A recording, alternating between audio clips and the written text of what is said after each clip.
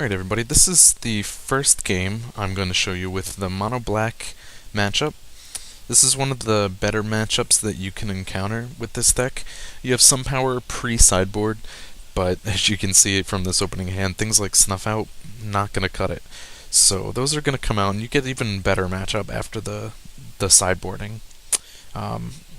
In this one, usually I would use the Terramorphic. I would crack it for a swamp to use the Snuff Out as soon as possible, but instead I'm going to have to be able to take it so I can use Echoing Decay whenever I get an opportunity. Things like Snuff Out, they're a little bit beneficial because you run into discard with the mono black, so it's basically fodder. You can keep it in hand and easily throw it away. This is another reason why this is a good matchup is the fact that you have so much flashback. We use 3 Deep Analysis, you have 2 Blinks, and you get the Mystical Teachings. These spells you can easily throw away. Here, I missed the opportunity to do so, but I really get a good play here. He forces me to discard, and I throw out the Deep Analysis. Now, on this turn, I can play a Terramorphic, search the plains, so I have it available when I get the Blink, and play Deep Analysis, which would be great. I'm playing it for half the cost, but I pass on it, and I'm not sure I can tell you the reasoning right now. But I did at that moment pass on it. Maybe I wanted to save it for the Echoing Decay if he played a second Rats. Another thing to run into with this deck is to hold on to the Evolving Wilds, the Terramorphics, as long as possible. They make good discard fodder as well. You do run into a point in the mid to late game with this deck, and you will get mid to late game with this deck, where you have used all your lands, you have all your basics in play, but you still have a handful of these wilds, these sack lands, that you really can't do anything with. So they make good fodder to this discard. Now comes the Chittering Rats. These are almost more difficult to deal with than the discard itself because you skip a draw. The discard's nice, I can use flashbacks, but when he throws out a rat, I skip a draw. It's just that simple. Now, if you wanted to, you could keep an Evolving Wilds or a Terramorphic, so when you put something like Chittering Rats down and you put something back on top, you can, in response, you can sack the wilds so that you will be able to shuffle that card back into your deck and draw something better. The rats are going to go through here. I'm waiting for a creature. I'm kind of creature light in this first game. Creatures come down, he's going to do some draw. But I have some opportunities to kill it. Not with the Snuff Out. I could use the Prohibit later on. I draw cards here, I get the Fume Spitter, which I will put in play. At this point in time, what you're going to want to do is, if he doesn't have a kill spell, you block the Rager, and in response, before the combat damage is declared, you sack it to the rats. He does have a kill spell, though, which he attempts to use on the Spitter, but I will use instead to kill the rats. No big deal there. Let's see. Now I get the arrows. The arrows is a pretty good kill spell. Like I said, I'm a little light because I am missing the Snuff Out. If I had, any other option, that would be great, but it's pre-sideboard, so the best options I'm going to have are the arrows, which I'm going to use to reduce sides of the Shinobi he brings in here. Now the Shinobi is a creature that, playing against mono black with any deck, you want to get rid of as fast as possible, because not only is it a creature, but it's basically a mind rot on every turn when he does damage. And with the kill spells, he's going to get through and do damage. So I don't have a kill because, again, Snuff Out is useless. So what I have to do is I put the -1 on this turn, and I'm going to take the 2 damage, and I'm going to have to discard. Again, I have the land and the Snuff Out as fodder, and then I'll have to use the second counter on my next turn to finally kill the Shinobi. Like I said, that's something you want to be aware of, kill it as fast as possible. Most mono-black decks are only running 2. That's an important statistic to keep in mind as well. Now, I'm getting to that point where in the mid-game I want to get rid of lands as much as possible. The Blink is still dead in hand, but he comes out and he tries to draw cards with another Rager, and I'll use the kicked Prohibit to stop that from occurring. Now I get the Rift Watcher. I'm feeling pretty good about this game turning around here. He's going to come into play. I have a Blink. I still have 1 counter on the arrows, which is going to be helpful. But you have to watch because mono black has a lot of kill spells. So you're pretty sure that he's going to kill it, well, in this case, or discard. And that's not a big deal because I can use the Blink. If I forgot to use it, I can use it from the grave later on when it's discarded. But I did have the mana open, so I could Blink this, and I discard nothing and gain the life. it's just a beneficial thing. But there comes the use the Guest's Verdict. I have to sack it and pay 1 life. Now I draw the Nausea. This is a great thing to do. I almost used it there if you can see, but I decided that killing 1 rat for 2 damage was not great. It's a little disappointing in this matchup because it's a sorcery, so when if it was an instant, the rat would come down, discard is on the stack, you use the Nausea, it would kill the rat, not a big deal. But it's sorcery speed, so you can't do that. Saving the arrows for a much better thing. Stuff like this where I can put 1 counter on the rats, make it a 1/1, and then when I draw the Nausea next turn, I can replay it and kill both rats. Did not get a chance to bounce the arrows with a core Skyfisher, which is a little disappointing, but hey, it happens. My opponent's drawing up pretty well, and there's not much I can do about that. At the very least, it's beneficial that he's got to use the life to draw. Now, we're hopefully going to build our hand back up, play the Muldrifter, and I think my best opportunity for land whenever I draw is to leave black and white open. Unless it's, game 2 or 3 where I know I have negate, stuff like that. Most of my options for play are going to be 2 cost, mostly including black. If I draw a missionary, then it's going to include the white, but I'm more than happy to do it. And you see I drew a Muldrifter, a Deep Analysis, so I'm going to have a lot of opportunity here to rebuild my hand from all the discard. So I'm feeling pretty good about that. An Oracle in hand, yet more draw, but the Muldrifter's going to come down because he's a good blocking force. And of course die right away, but I got the cards I needed. The Bogs are going to be good because, in the mono-black matchup is one of the few where you can run into the rebirth, recursion effects. So this is the one game where you really want the Bogs. Let's see, he's going to go through, play more creatures, draw a lot more cards, and I get another Muldrifter, yet another chance to rebuild my hand. Gotta love it. Kills it right away, but I play some lands, I get the Oracle out, grab myself a Skyfisher, which I'm going to use later to either bounce the Bog, or I can use it to bounce the Oracle. The Oracle is going to be a chump blocker if he lives to the Ragers. He gets hit with Tendrils. And another thing you can do in this matchup is when they come down with Tendrils, if you want to prevent that life, you can kill your own creature. But as you can see, I didn't have the opportunity to do so. I'm going to take the 4 damage. He's going to draw more cards through Cycling of Unearth, which I thought was a little weird. I thought he could hold on to those for recursion later on, but decided not to. He was looking for more damage, I guess, right now. The big thing with these is Corrupt in mono black, so you really want to be watching out for that. There's not much you can do in game 1. You're just going to be able to gain as much life as possible to avoid the Corrupt win, but it's probably going to kill you in the end, to be all honest. So you're really going to have the better matchup in game 2 when you bring in the negates, you bring in the prismatic strands, and then you have the opportunity to prevent the damage off Corrupt.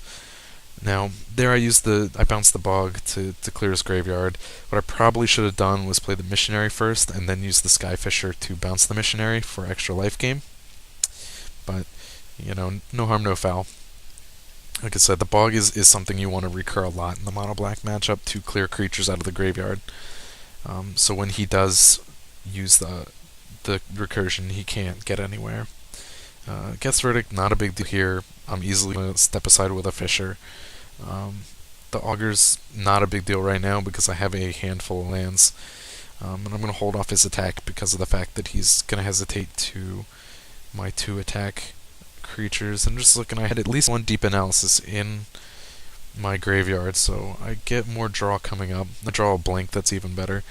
Like I said, you want to, in game 1, you're really looking to hold off against the Corrupt, which is going to be his win condition in most cases. And, I flash back a Blink here, which is great that I still had it, to negate the deadweight. But I'm not going to have a lot of stop against the Corrupt when it comes down, and it will come down, I guarantee you. As we see this tapping, yep, here we go. And he's going to do 8. Now, I can gain more life. I am able to blink this Missionary 2 more times and go up another 8. So it's going to take him 2 more Corrupts to get out of this. I get the Rift Watcher. But it's going to come down to the Corrupts. They really are a strong part of the mono black deck, but it's a lot like the Dizit Control, where Rolling Thunder is their big kill spell. Corrupt is going to be that way for mono black, so if you can stop it, like like I said, in game 2 or 3, you hold on to negates to make sure that you can stop those. Here we go. We're going to get Corrupt number 2 coming down. I don't know, a pretty lucky draw. I guess he did go through most of his deck to get those, but he does get Corrupt, and I have to blink in order to have the life to survive it. But I have the blink left, and here another example. We got the 2 snuff outs, and I draw one. Worst opportune time. It really is. And at this point, I'm way beyond use of that deep analysis in graveyard. It's an unfortunate place to be, but it does happen. At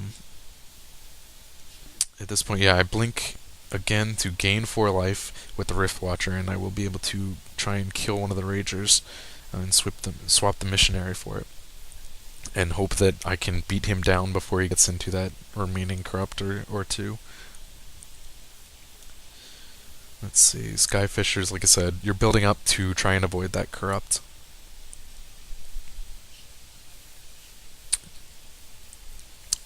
So, you keep going here.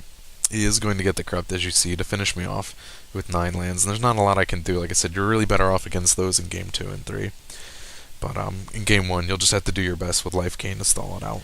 Okay, so before we get into the second game, let's take a look at what you're going to do when it comes to sideboarding.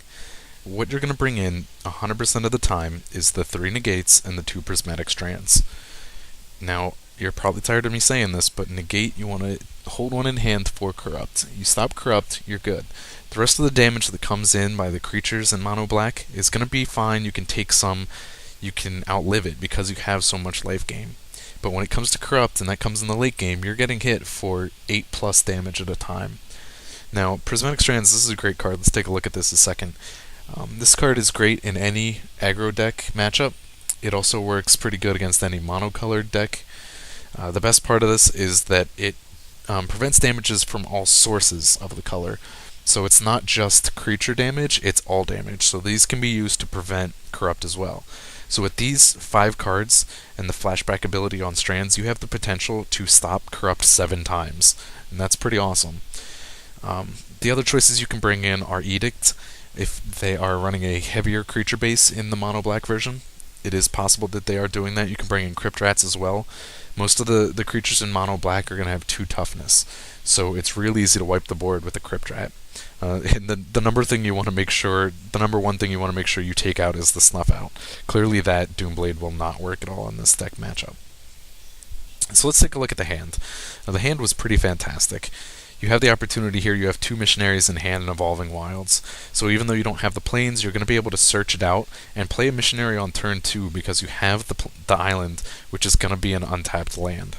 You don't always have the opportunity to have an untapped land on turn 2 for the missionary play because of this deck's mana base, but this time around we do, and we have the potential to play another one on turn 3 if we have to play the Bog. If we don't, we have the opportunity to use Muldrifter, get more cards in hand. In the mono black control, you want to get rid of, you want to gain as many cards as possible because you're going to be discarding and get rid of cards. But we don't draw the untapped land that we need, so we're going to swing and hope that he gets rid of the Augur so we don't have to discard. He's not stupid, he's going to keep the Augur to get rid of cards. So we're going to put the Bog down. Even though it does nothing, it gets us a land. That's the important part. And we can put out the second missionary as well. Now on his turn, he's clearly going to sacrifice the Augur, and we have options here. I get rid of the Mystical Teachings because it is flashback, so even though I'm not playing it main hand, I can get rid of it and be okay. The number one thing I want to hold on to out of this hand is the Muldrifter, because that will allow me to rebuild my hand. I say again, the number one thing is to keep rebuilding your hand, and this deck has that ability. You get a lot of draw spells. The rats come down, I got rid of the Grim Harvest, and now I'm going to be forced to get rid of the Serrated Arrows. Not a big deal. The Harvest can come back because of the recursion of it, but he does get a dead weight in there to kill a missionary, and I lose it. I do draw another missionary, that's always good news, but I'm going to instead evoke the Muldrifter so I can get that card draw. I get the land play, and I can bring the Bog back, which is an important thing versus this match. Like I said, Mono Black is one of the few times that Bog is going to be a relevant card. You can get some use in the Izzet matchup to get rid of their flashback spells, but the recursion in Mono Black is there as well. My opponent's going to draw some cards, and we're going to put out the serrated arrows on my turn. This gives me early kill spells. The missionary can come out cheap, not a big deal. And I want to get that arrows in play as soon as possible. I can prevent as much damage as I can. My opponent learns a little better this time. He's going to cycle some of the Moors to get card draw going instead of paying as much life. And you do get a significant amount of card draw with the mono black deck. I will say that. You can see here he's got the Rager. He already played a Sign in Blood, and he's got a second, and he cycled the land as well. So come around to my turn. I got a negate. This is great. Say it again, but I'm going to hold it for corrupt. I'm able to play the missionary right now. And he's going to be able to block the Rager. I can kill the Rager again with arrows. I have options, and it's always good to have options. At this point in time, I did decide to hold that, save myself 1 life, keep my missionary on the field for a blink later on, in hopes that I draw another answer to corrupt.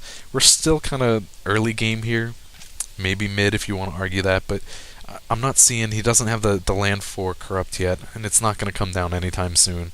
I can use that negate and hope that it doesn't hurt me too bad. You know, I have 31 life. If it does come down at 6, not a big deal right now. Diabolic Edict's great. If he causes me to discard, I can throw it out.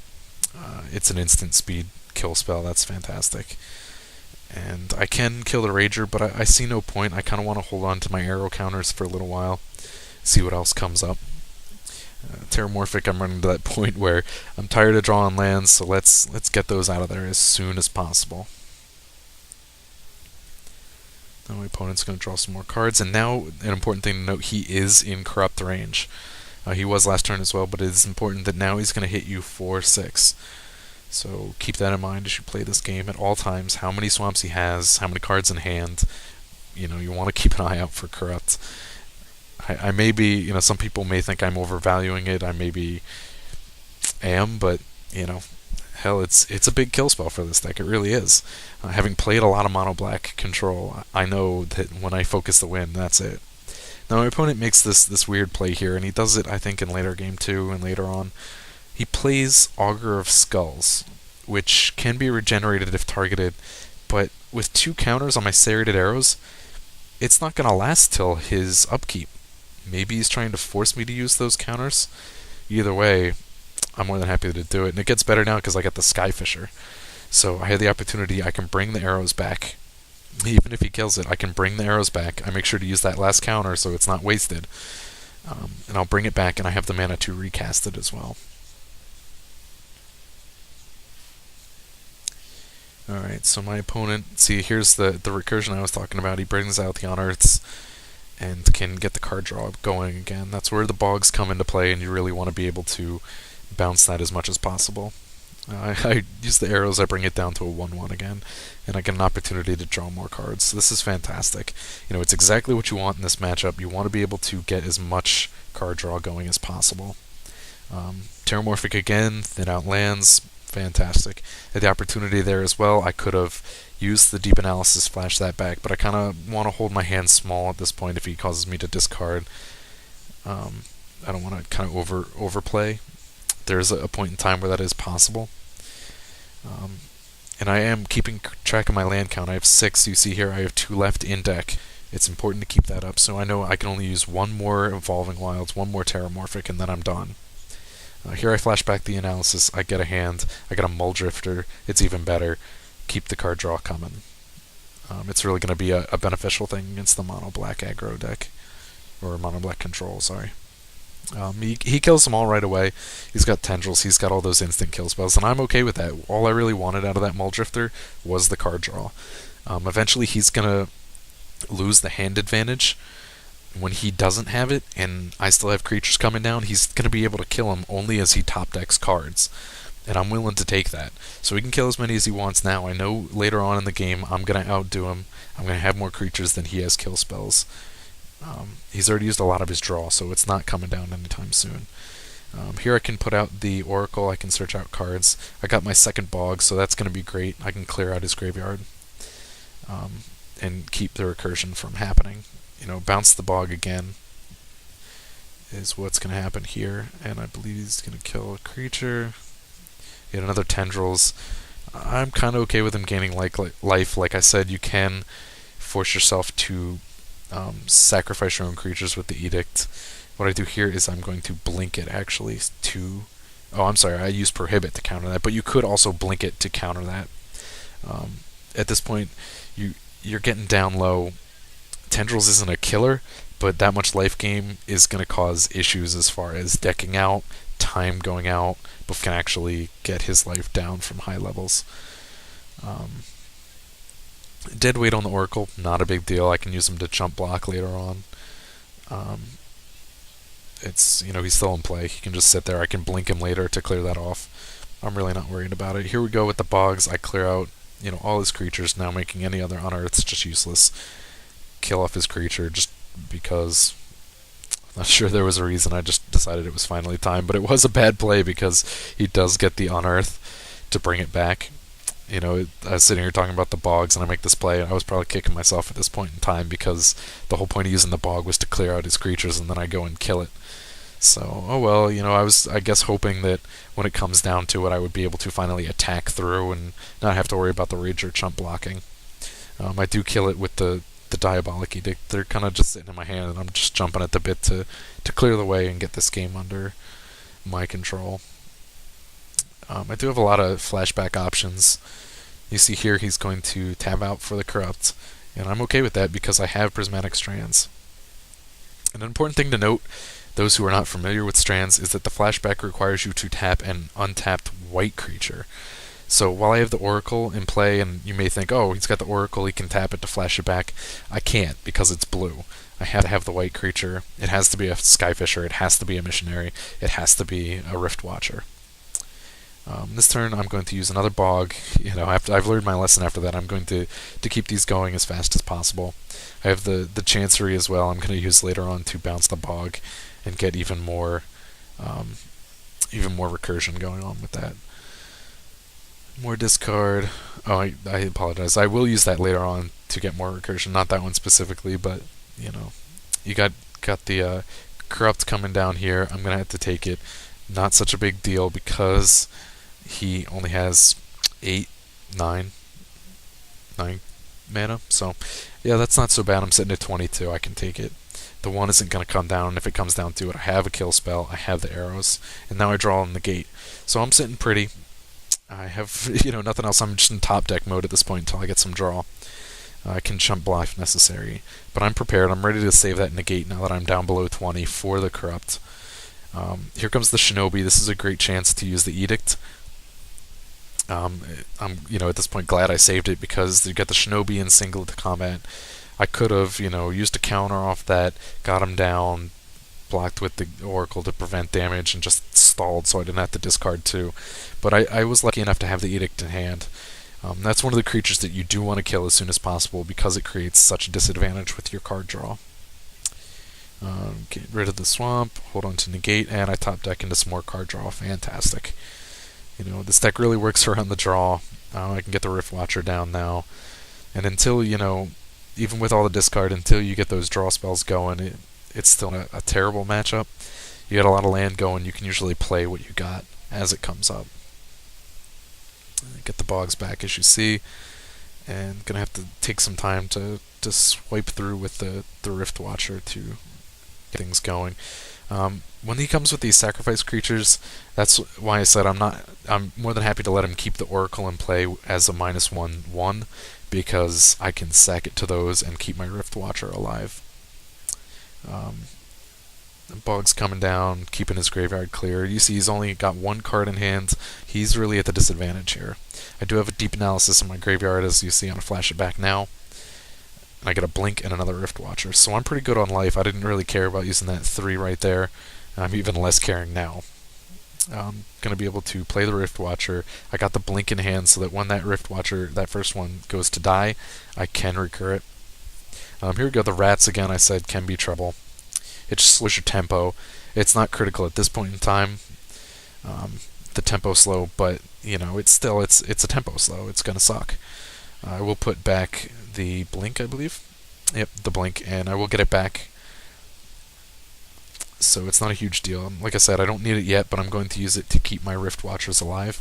They have to go through 24 life, so they got quite the task ahead of them. you're going to need all the damage possible because they do disappear eventually. You're going to run out of blinks at some point in time, and that's just how it's going to go. So you have to get in as much damage as you can. Sure, do 1 damage, feel free. I see all the swamps he has open. I know he's at 1 card. I'm guessing maybe it's a land. But the real story is that this negate, it's going to sit there. It's going to keep in my hand as long as possible and hope to God he doesn't discard it. Here you go. I'm saving the Rift Watcher. I'm going to swing for 2 with the other. But again, save the negate as long as possible. Draw a 3rd Rift Watcher. Things are pretty good. Flashback from blinking graveyard. Next turn I can attack with all 3 if he doesn't kill it. And he gets another rat. Okay, fine. Negate's going back. As long as he's not playing corrupt, then I'm fine because I'm going to get negate back on next turn. It does kind of suck, like I said, momentum loss. But still. Okay, you can see I blink that 2nd Rift Watcher and keep it in play. But it's 2 damage less on this turn, and I'm not going to be able to use that blink anymore. I'm at a point where I'm going to lose 2 Rift Watchers on the same turn, but still have 1 for 1 more turn. I'm slowly chipping away at his large life total. But you can only, do so much. Those will go away, and they're only going to get a few more attacks in, so I will not be able to kill him with these Rift Watchers, and I have to kind of hope that I draw into something a little more successful, something a little more permanent, like the Skyfishers, to get through this damage here. Is the last turn for my 2 Rift Watchers, as you can see here. And drawing it to a land. You draw lands at this point, still just bouncing the bogs. You can hold on to them to, avoid the discard.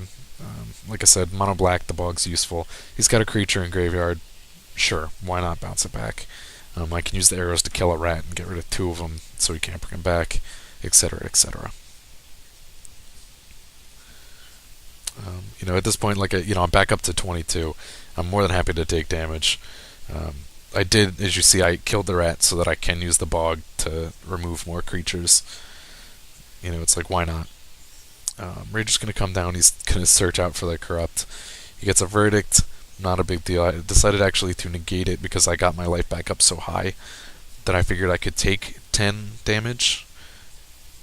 Is that 10? 11 damage, sorry. From a corrupt and still be okay. I know I have the Skyfishers who are going to die already. I guess that was kind of a waste now that I think about it. I could have just used it to sacrifice one of the Rift Watchers, which was going to die anyways on the following turn, and I would have still had negate in hand to stop the corrupt, as you see here. Kind of a stupid play on my part. Shit happens. But I do have, as you can see, the Mystical Teachings in graveyard. I can flash that back to get negate. You can kind of draw out the corrupt that way. He knows I have a bog as one of my 2 cards, so he's assuming that the other is to prevent corrupt, and it was. And by me screwing up like that, I inadvertently drew out the corrupt and could flash back because I had so much mana open. And the teachings into the negate, so that his corrupt was not such a problem. Now you can see I run into that issue where, ouch, I'm sitting with just the Rift Watcher, and he's going to die on next turn, so that's not looking too good, but I got him down to 5, and I just have to hope to draw a Muldrift or something more permanent out of this.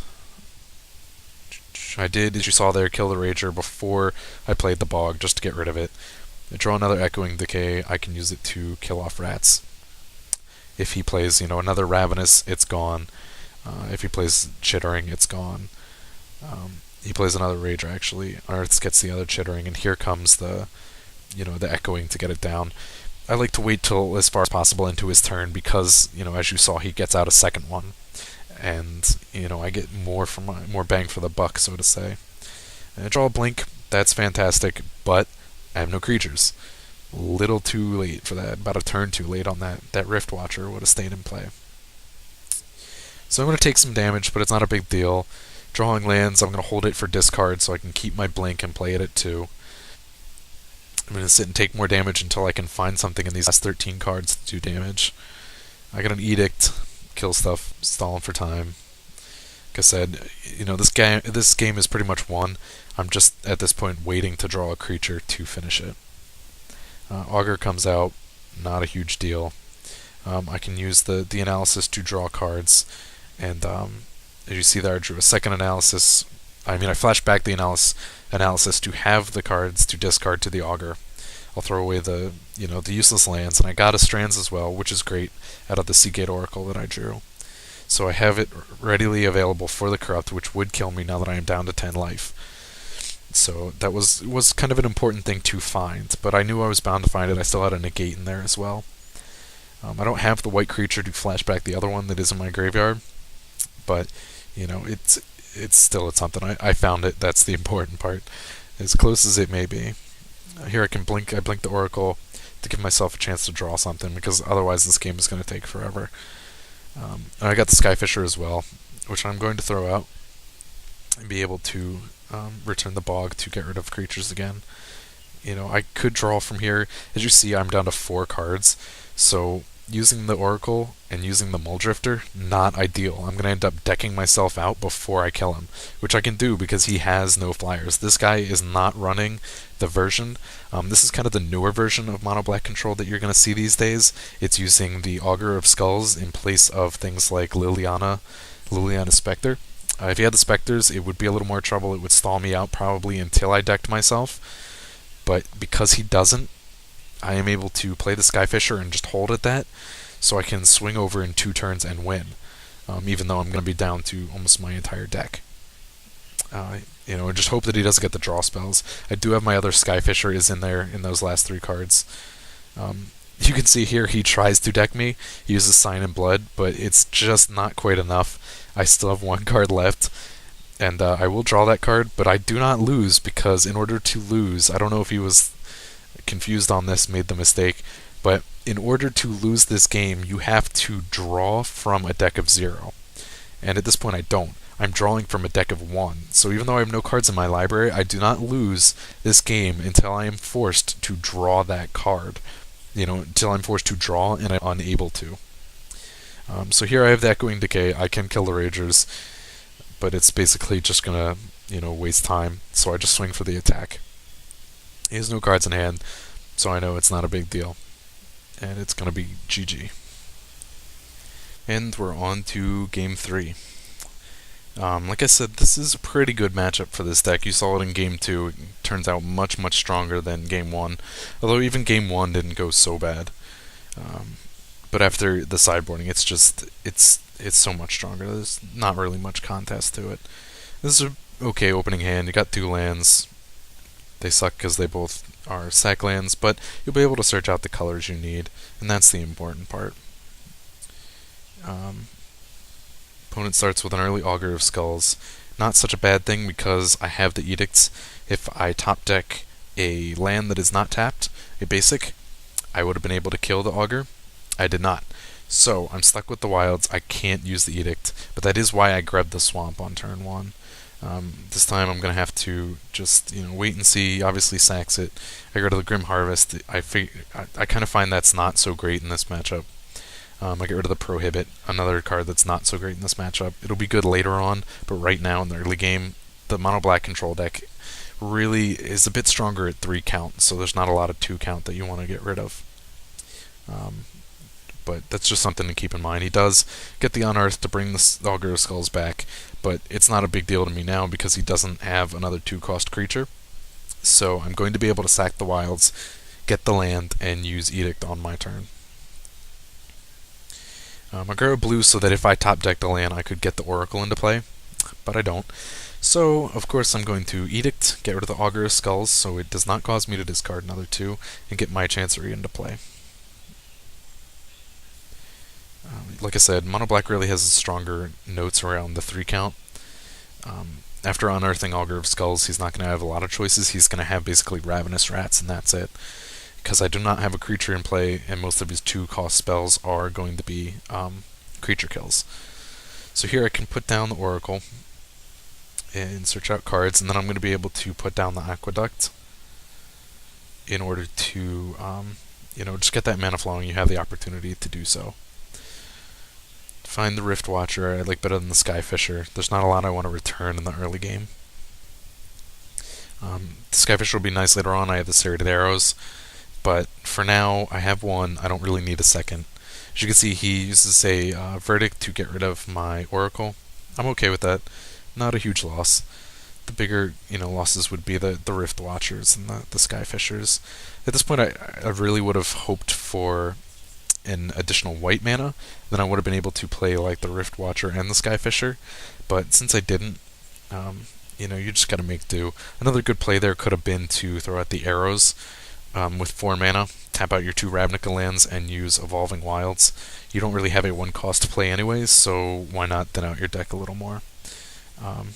But by doing this play, you put this out and you also leave the mana open and available for Edict if necessary. He will throw Dead Weight on some of my creatures like this. I don't know how I feel about that as a mono black player. I guess it's okay. It doesn't do damage to you, but at the same time, it's not beneficial against this matchup. Since I have the Blinks, I have the Skyfishers, I'm able to basically work my way around these enchantment kills. As you see here, I can use the Skyfisher, I bounce the Rift Watcher back to my hand, I gain the life, and I'm going to get it back into play as a 2/3. So he does no damage this turn, but he's going to do damage next turn. Still do not have the white mana to play it right away, but that frustration you can tell comes out as I get the white mana I need. Kind of having 2 of every color in play is really your ideal spot. You want to be able to make those double plays. When you're stuck with 1, you can only play 1 of those spells, and the color curve is pretty close to even across the 3. Here, mono black, I'm going to play the Muldrifters so I can build my hand, especially when I'm sitting on 2 lands. There's not a lot in my hand that's worth keeping. It's going to get hit with Tendrils. Unfortunately, what I should have done here is play the island first, so that I could have Edict my own Muldrifter. I didn't. It's kind of a tough line because I also like to play before I draw land, because if I draw a Terramorphic, then I can play that like this, and sack out and thin my land count. But really, I think the ideal play would have been to drop the land first, then play the Muldrifter, because I know he is going to kill it. And I didn't know it was Tendrils, but you gotta assume it's gonna be Tendrils and be able to kill your own creature as possible. He's gonna draw a lot of cards off this. He cycles, let's see, I think he cycles more, then is able to Sign in Blood, cycle more. So he got a lot of cards out of that. Cut through quite a bit there, but I'm relatively okay with that. I get the Rift Watcher back in play, and I have the mana now, and I have a Blink, so he's going to be good for a lot of life at this point in time. I left the mana open. I could have played the arrows there, but why tap out? I have Echoing Decay, I have the Edict, I have the Blink. I really want to keep those, because keep the mana open to use those. Now I put the arrows back on top. It really almost doesn't matter. I could have chosen an island. What you want to do is keep things like the Blink and the Decay and the Edict in hand. Anything else can go on top of your deck. He tries to deadweight the Rift Watcher again. I can blink it. Not a problem. It's going to negate that. He's going to stay in play yet a turn longer. And I have the Blinking Graveyard to use next turn. I'm going to draw now the arrows, which I can put into play now, and still have mana open to use Echoing Decay or Edict. A better choice to do, would be to tap the Chancery, leave the second black mana open, so you have the opportunity to play both if necessary. That would have been the smarter play there, which I don't always make, so let's just be honest about that. Now we're going to trade some damage. I'm more than happy to leave the rats go unblocked, because I'm going to take 2, and if he decides to do like he does now, switch in the Shinobi, he's at a point where he did not play a creature first, so he is open to Edict. I can also kill it with the Decay. Either way, I was okay with letting him through. It's almost like I said earlier, you want to draw out the play. 28 life, I'm not going to block. There's no point. You want to be aggressive in games. That's probably one of the biggest mistakes that people do. They don't play to win. You got to play to win. If you just play to survive, play to not lose, that's the big football term, is you play to not lose and you're going to get screwed. You want to play to win. You got to be a little aggressive every now and then. Again, rats come into play. I put the island back on top instead of the Decay because I want to have that card in hand and open to use if the situation arises.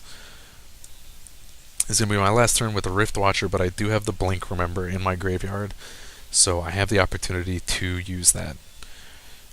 Now again, we come into an odd situation where he uses Unearth and brings out the Augur of Skulls, and I have serrated arrows with full counters, so all I'm going to do is kill it.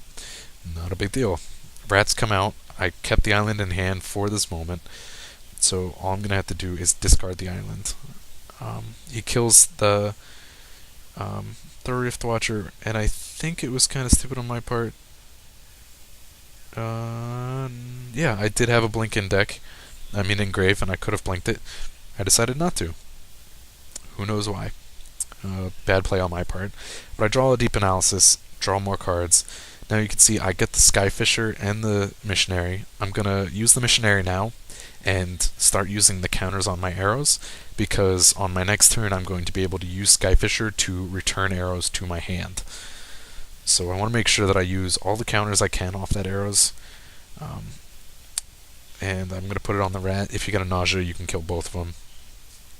And I use the second counter, finish off the chittering rats, and I put Skyfisher out, and I'm able to replay serrated arrows. And at the same time, I have mana open for Echoing Decay. So I can use that. I used it, as you see there, to kill the rats as soon as it came into play. Augur of Skulls, again, kind of an odd play. I guess he's trying to draw counters, because he knows, he has to know, that I'm just going to use arrows. Even if he didn't, I mean, he doesn't see these Echoing Decays. Even if I have no hand, he has to assume that I'm going to use the arrows before it comes to his turn. Now again, a top deck a Bog, which is great. I can clear out the 20 cards in his graveyard, and the Unearth is not going to be a problem right now. This is, again, we're in a good situation. My opponent is down to 1 card in hand. I've got all this mana. I've got 2 decays. I've got a deep analysis. He's in top deck mode. He's already used just about all of his draw spells and was unable to kill me. This is kind of where this deck has an advantage. It stalls until you can get the win. So it stalled black. Black has used just about every draw it has in its book and has not been able to win. So he's stuck in top deck mode, and I'm still drawing cards. I'm still making, maneuvers with flashback and whatnot, and making plays. And he's just doing what he can, playing whatever he draws.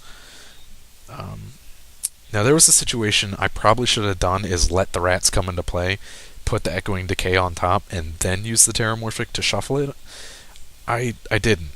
I guess I was, thinking that keep the decays. You're facing some creatures, they will be useful. I put the Strands on top, and he started to tap there. I don't know what he was going for. You think that he has a Corrupt, but he overtapped, maybe. But I'm thinking it's not, because he didn't play it last turn. Either way, it wouldn't have been a big deal. I'm sitting at 30 life. So I'm going to sit here, I'm going to blink the Muldrifter.